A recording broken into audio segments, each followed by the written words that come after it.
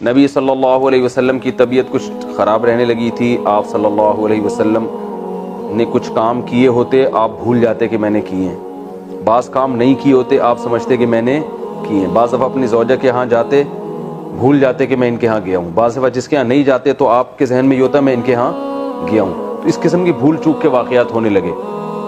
تو آپ صلی اللہ علیہ وسلم کو احساس ہوا کہ میری طبیعت ٹھیک نہیں ہے. تو آپ صلی اللہ امہات المومنین کو بھی احساس ہو گیا.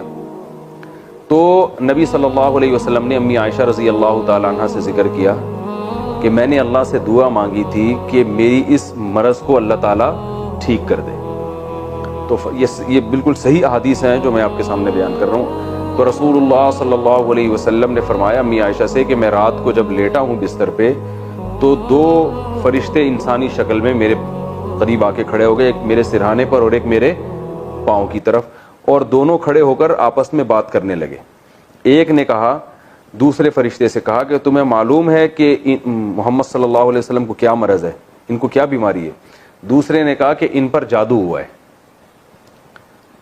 تو فرشتے نے پوچھا کس نے کیا جادو؟ تو انہوں نے بتایا کہ لبید ابن اسم ایک یہودی ہے, اس نے جادو کیا ہے.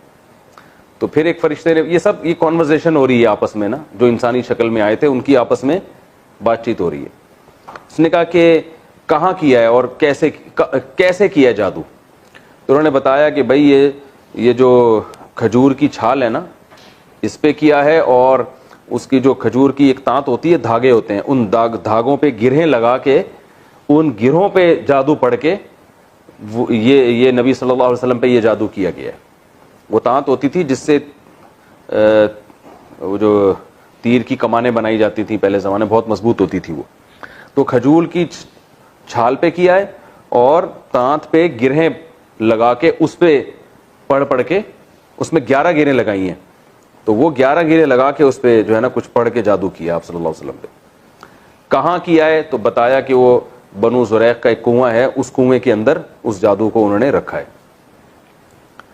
تو یہ وہ ان کی آپس کی بات چیت ہوئی اور وہ دونوں فرشتے چلے گئے. آپ صلی اللہ علیہ وسلم جب صبح اٹھے ہیں تو آپ صلی اللہ علیہ وسلم صحابہ کی ایک جماعت کو لے کر گئے, اس کنویں میں جا کے آپ نے تلاش کیا تو وہاں سے وہ اس کنویں کے اندر ایسے وہ جادو نکلا. کھجور کی چھال تھی, اس کے اندر ایک دھاگا اور گرہیں لگی ہوئی تھی, جو بھی تھا حساب کتاب. تو نبی صلی اللہ علیہ وسلم نے اس کو نکال دیا اور اس کو دفن کر دیا. پھر اس کے بعد آپ صلی اللہ علیہ وسلم کی طبیعت ٹھیک ہو گئی. تو آپ نے پورا امی عائشہ کو واقعہ سنایا اور فرمایا کہ جب میں اس کنویں پہ گیا تو اس کنویں کا پانی